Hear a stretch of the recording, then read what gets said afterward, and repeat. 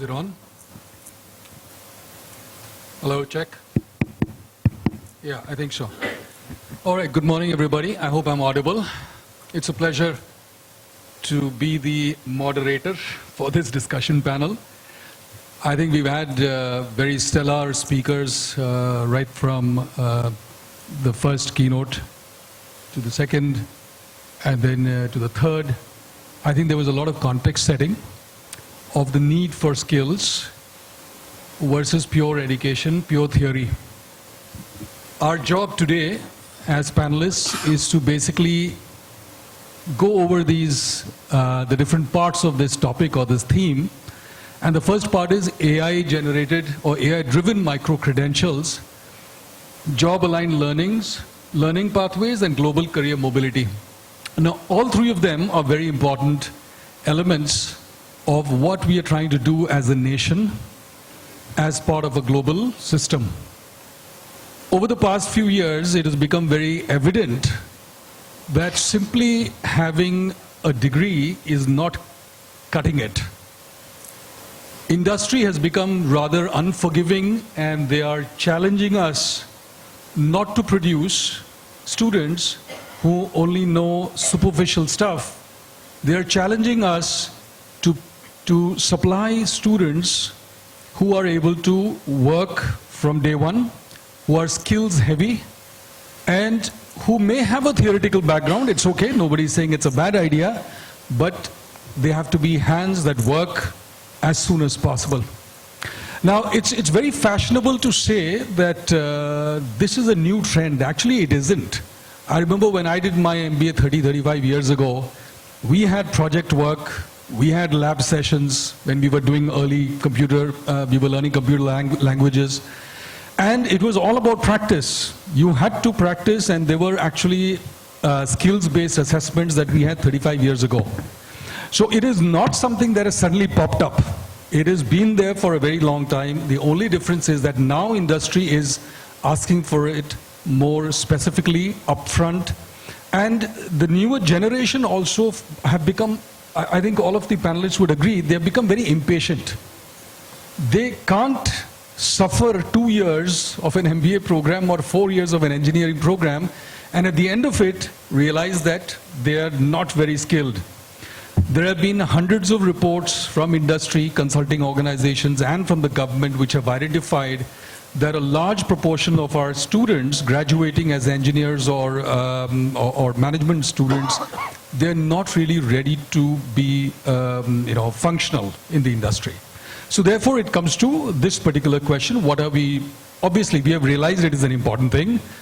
The discussion that I'd like to drive here is, how does each one of us look at this situation as a problem or as an opportunity? And in each of our establishments or organizations or institutions, what are we doing to make this dream come true for a developed India 2047 or Viksit Bharat? Now, obviously, skill development is going to play a very, very important part. There have been many efforts by the government to kickstart it, to catalyze it, and I'd like to go forward, and we have a set of questions that we want to talk about so that the audience, who are already very experienced, may pick up some new best practices or new thought processes that we as a panel would like to share with you. So the first question that I'd like to pose, and unfortunately I don't have the name plates, so I'm just going to go with speaker 1, 2, 3, 4, don't mind that. First question that I have to you, Mr. Vijay, I remember your name though. This skills orientation, do you think we are going to be too focused on vocational, on the job skills, whereas we might lose the foundation of everything that India has been known for? In fact, our managers have gone to Silicon Valley and dominated it. Most of the large organizations, tech companies in the world are dominated by or led by Indians. So was that education completely wrong? Or do you think this is a new focus which is going to help us become even bigger and better? You could start that. Yeah, I mean, it's a very nice way of putting the question. Was it wrong the way we learned? We all sitting here, and what is going on right now is not correct or correct and things like that. So university education, of course, most of us who are purists to some extent, think that university education is not for a single company or a single sector and things like that. So we have always held a belief that it is far more useful if we teach fundamentals and things like that. Somewhere along, of course, our education has reached a point where engineering degree has become, I would say, the most basic degree. And in the past, I think many of us, very small percentage used to go into engineering, and then they were skillful enough to actually, adjust to various conditions. Teaching some fundamentals would be enough to go forward and then make a successful career. But of course, I'm one of those prime examples who cannot fix a fan. I'm a mathematician at heart, but I can understand the world with that background much more than anybody can. With no such, experience and things like that. So today, but of course, we have the responsibility of teaching our students to adapt to the new system. Nobody can predict in terms of what should be that fundamental education that is to be imparted in 4 years. So we do teach still some of the skills that we think are important, but at the same time, it is important to add these, what we are calling as micro-credentials, in some sense, a quick fix, right? I mean, we suddenly realize, one of the previous speakers mentioned that it takes 3 years, 4 years to change curriculum. So we want to have that flexibility in terms of adding these micro-credentials where we give them the latest skills that are either immediately useful for companies or something that came about recently. And so that this type of approach has been there in some sense, but we are giving some names today. And once we realize some of them become permanent, we will absorb them into curriculum, and then this new micro-credentials come. So that will go on. Thank you very much. I think very well put.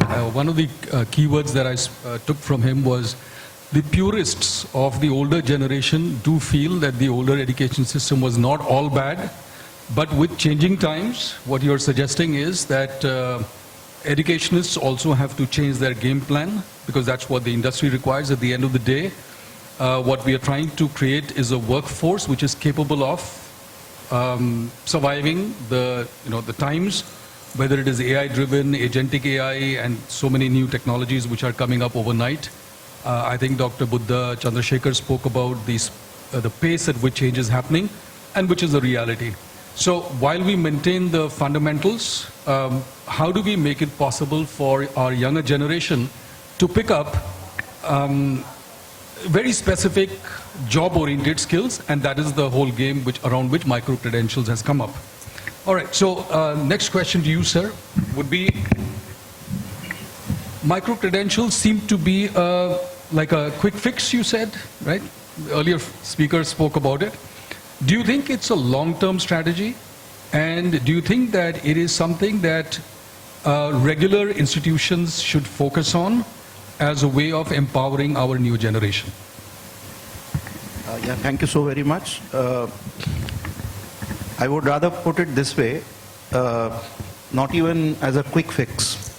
I would consider this to be really a long-term solution to the academia industry gap that exists. Even when we were kids, we were in school or colleges, everybody used to speak about how to bridge the industry academia gap.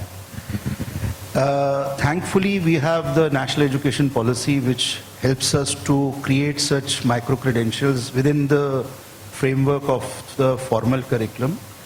And obviously, there is the training and placement department of the institution has a major role to play to identify the gaps that exist, in terms of the needs of the industry, that, when the placement talks happen or the training programs happen, based on the inputs that we receive. And this is exactly what we are trying to do at DTU also, that the gaps that especially what they are actually looking in the students.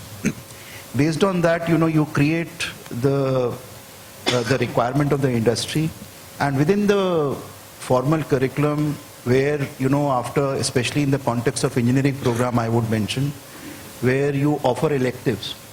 So there is a provision of actually, creating an opportunity for introducing these micro-credentials, and dynamically it can be updated. Within the framework, you have the provision of having the micro-credentials instead of electives. Obviously, not at the cost of electives, but, parallel to electives, I would put it this way. And therefore, because, the pace with which the technology is changing, especially in the context of IT, computer science, and even the applications of IT in the core branches of engineering, say civil engineering, or mechanical engineering, or electrical engineering, a lot of, innovations are taking place. It's not what we study in the classical textbook format. These things are coming. So how we basically integrate these changes?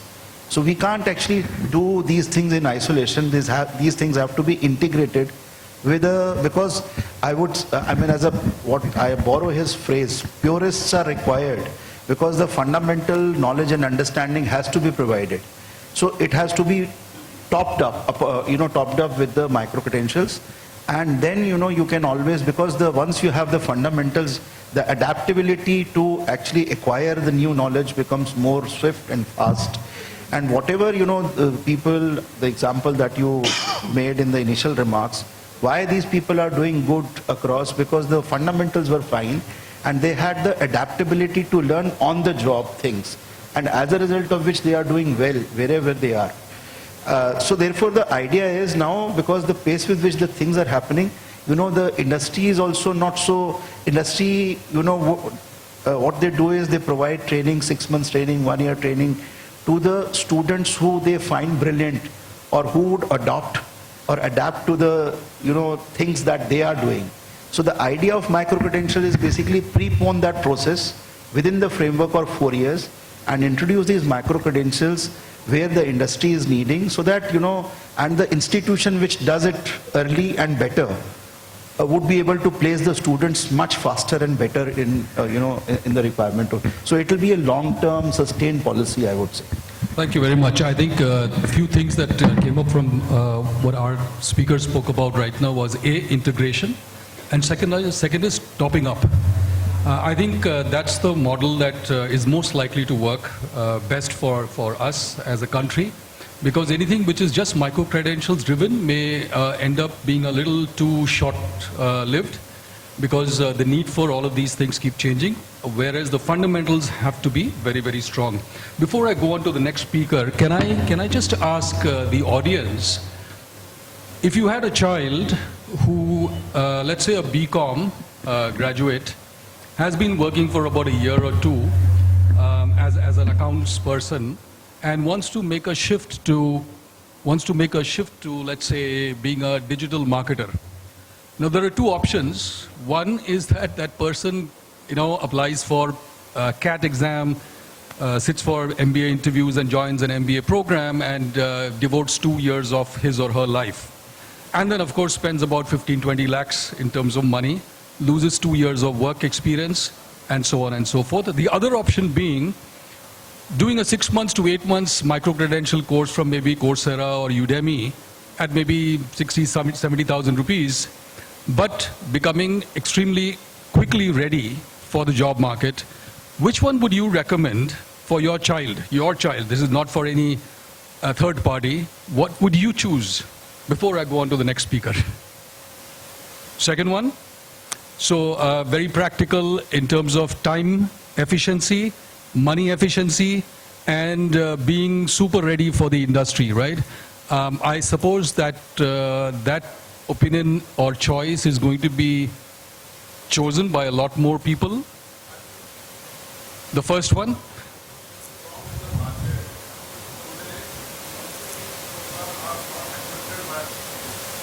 They always ask it should be 3 + 2 years program. So Okay. I believe we should change that thing first, and then we thought about these short-term programs. Okay, all right, good. Interesting viewpoint. Ultimately, it all depends what the job descriptions are there in the market. So if you see a Naukri or a Indeed or a Monster, Right. It still says we need a BCom to be in a finance department. Baseline document. Baseline degree. It still says it needs a CA. Right. So ultimately, if the market demands and warrants a different way of shortlisting a CV, which becomes the starting pointer or marker for us. Okay, so cannot- that's yeah. okay. So that's 2:1 as it stands now. But in the interest of time, let me open up this. Excuse me? Yeah, I just want to add. Sure. Adding to Sir suggestion. See, it all depends the change right now we are into, because everybody is in a process of change. That's why we are here. I hope within due course of time the change will be there, and definitely the second option will be the best choice. Okay. Thank you. All right. Thank you. So coming back to our next speaker, next panelist, do you see the role of organizations accepting micro-credentials? Sir. Can I hold your question? Yeah. Please don't mind. Since I've already posed the question, let him finish this. We have a problem that, as the two gentlemen there said, if the baseline ask from corporates is that you have to have a BCom or an MBA before we even shortlist your CV, do you think that option number 2 is going to be a problem in that hypothetical situation that I give?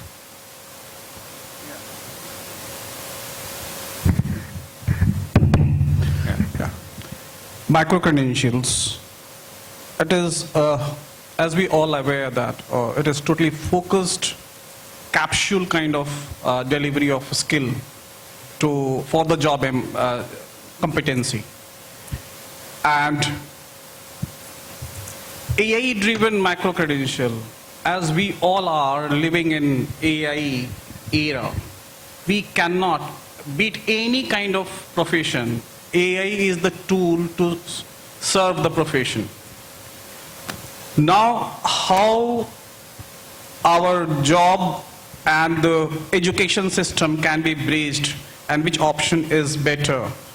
I would say that, true, I would not see any problem in the second option, but at the same time, as we all are the academic leaders, we are running the institution, and we know where are the problems lying. In the AI credentials, lot of AI tools are available, and I don't see for a single institution it is easy to have all the facilities of AI. So can we have some kind of consortium to share the AI knowledge base from one institution to others? Because to whom we are educating, the students are the future of the country. And we have taken the mandate or the vision that by 2047 we will be developed nation. So unless and until we progress holistically, it will not be possible. So I would say that going towards the challenges, we should have our knowledge grid in each organization for AI, and we can share our knowledge to each other so that ultimately the education system for the global competency, for the job perspective may go up, and the graduating students should have the skills for the job even in the country or the global perspective. Yes. All right. Thank you very much. I think there's a heartfelt, impassioned plea for educational institutions to collaborate together on AI skills, knowledge sharing, and so on and so forth, so that everybody does not have to keep reinventing the wheel. It's an expensive proposition. Very few qualified people are there who really understand what AI is all about and how to use it.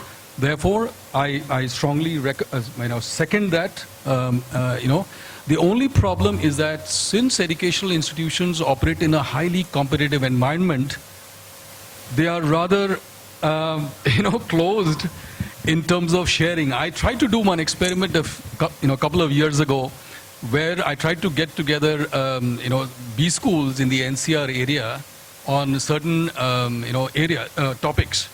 so that we could collaborate and share our resources and mind power and so on and so forth. Despite repeated attempts, it did not work out. And it was very clear that it was a matter of survival, and that is why people were not willing to collaborate or share. Sometimes I feel that we may be a little myopic in this matter. Collaboration and cooperation often leads to better outcomes than pure competition. But that's the way we operate, and it's a good ask to have, but I don't know how soon we can have it. The next question to ma'am is, the organizations that are recruiting our students, whether they are engineers, medical professionals, or whatever, there are a lot of companies have now started saying that degrees don't matter anymore. And they've been very vocal about it, right? How do you see this affecting the educational industry as a whole if more and more companies start saying that more than your degree, what we value is your GitHub portfolio, HubSpot, your trails that you leave there? How do you see this evolving for the education industry in general, and specifically for micro-credentials becoming more popular?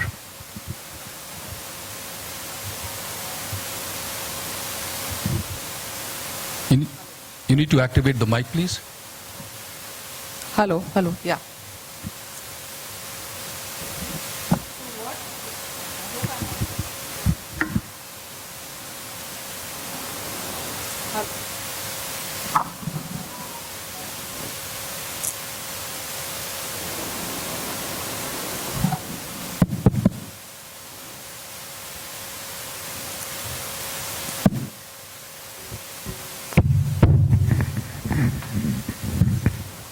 Yeah, sorry.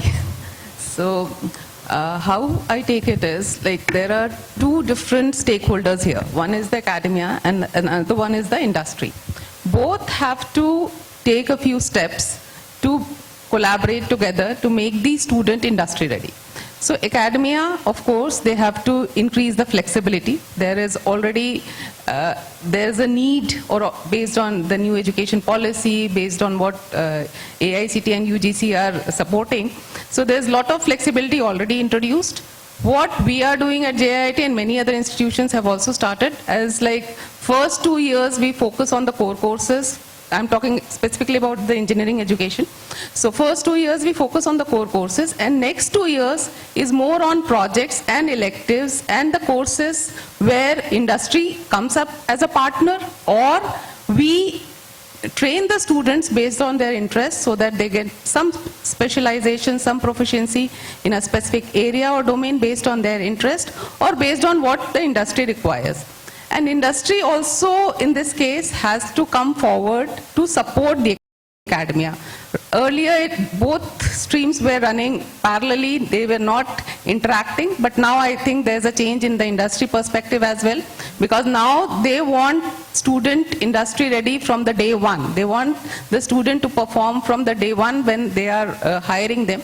And for that, they have come forward. Many industries now are hiring students for 6 months or 1 year internship, which is a good step, because then the student gets the training as well as the project part, which is he or she does in the institution, is partly done by the industry support, and then they are ready to be absorbed from day one by the industry.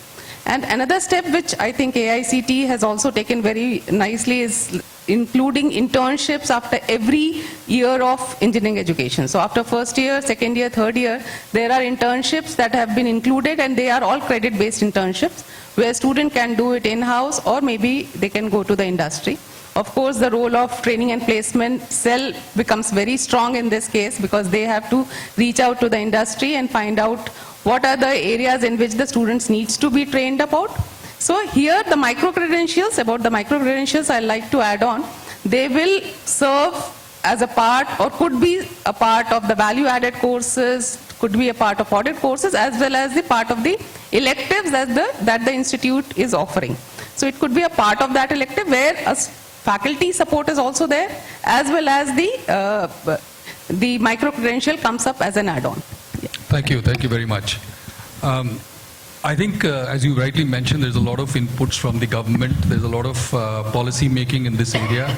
And it didn't start today. It started half a decade ago with the NEP, where tacitly or explicitly it was made clear that we have to create a system where students have the freedom to move in and out of a very rigid structure so that there's more flexibility available, and micro-credentials became a great platform for upskilling on the go, right, as we go along.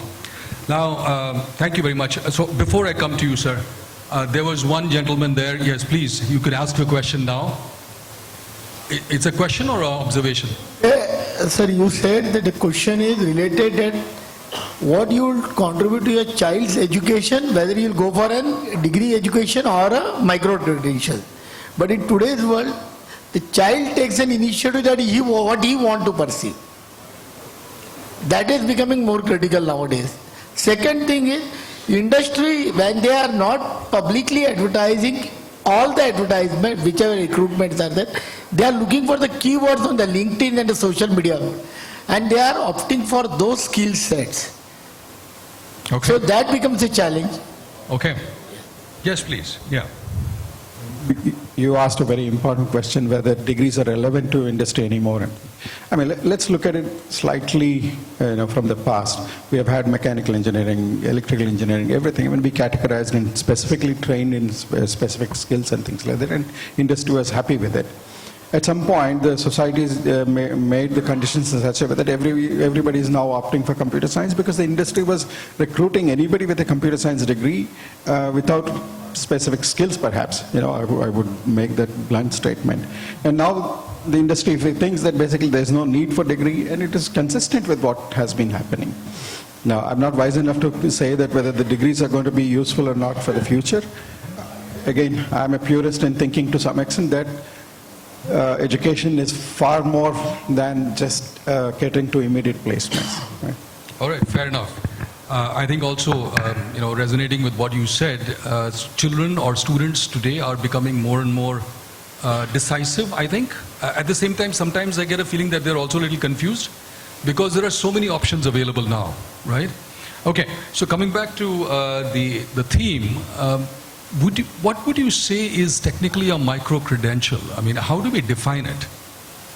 Is there one way of defining this, and are there any guardrails by which we can say, okay, this is a micro-credential, how do we validate it? What are your thoughts on this?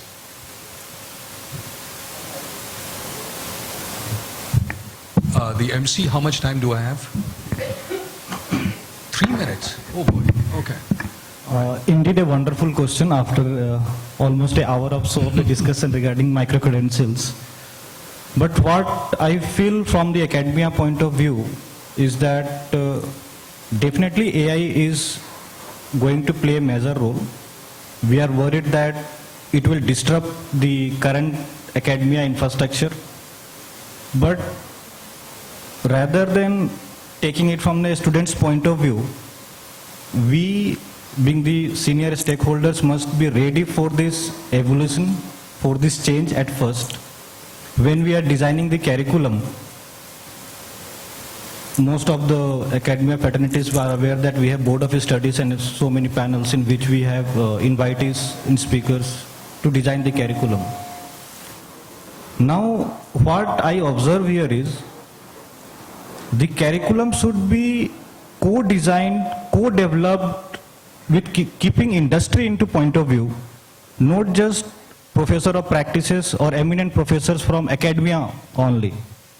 The reason here is almost all the universities are multidisciplinary universities nowadays. The point of micro-credential is important right now because one thing which we are missing is the concept of transdisciplinary. What the industry today is looking forward is to transdisciplinary approach. Like me coming from Vivekananda Global University, what we started here was, though we have all the things like Coursera, Udemy, edX, everything, all certification platforms are there. The students are going through their AEC, VAC, SEC, all the courses are there. in spite of all this, when it comes to their placements or industry readiness, the challenge is same which the other universities are facing and we are facing. What we came up is we introduced a concept called transdisciplinary project from first year. Here what we have included is each group will have five students. The discipline of 5 students will be different. One will be from BBA, one will be from pharmacy, one will be from law, one will be from engineering, and so on, so such. So it has been almost 2 years we have been on this, and I would like to say that we have come up with around 80 plus Scopus indexed publications from these students who are doing transdisciplinary projects from first year itself. It changed the complete ecosystem of the university. Rather, we were focusing on seminar presentations, industry visits, projects in the final year. So it became so traditional approach. The students were not able to communicate, not able to express. When it comes to micro credentials, certifications will not justify the competence level of the candidate.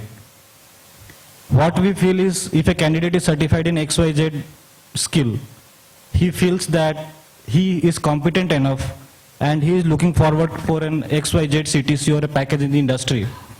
But there is no framework right now available with us or with the academic institutions to check the competence level. We have to devise that mechanism, a matrix to check the competence level of the candidates, and only then this problem will be solved. Thank you. And by that time, I suppose industry will be 5 steps ahead again. Definitely. So again, we'll keep solving that problem. That is what we have to change our mindset, because this is going to disrupt. So this is an evolution and we have to be ready for that.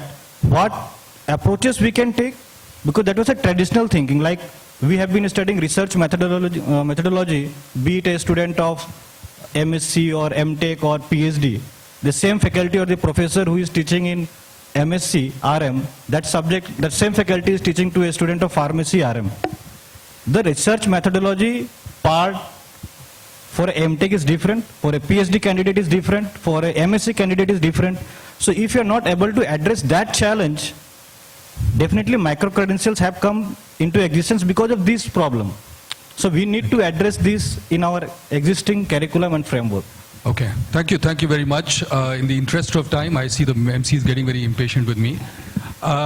Thank you very much for being a fantastic audience. A lot of questions and opinions expressed there. Thank you, panelists.